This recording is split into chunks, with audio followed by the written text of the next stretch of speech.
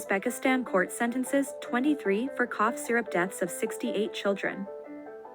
The case centered around contaminated cough syrup, a household item turned deadly. This devastating incident led to the unspeakable loss of 68 young lives, leaving families in mourning and a country in shock. Authorities swiftly launched an investigation, uncovering a web of negligence.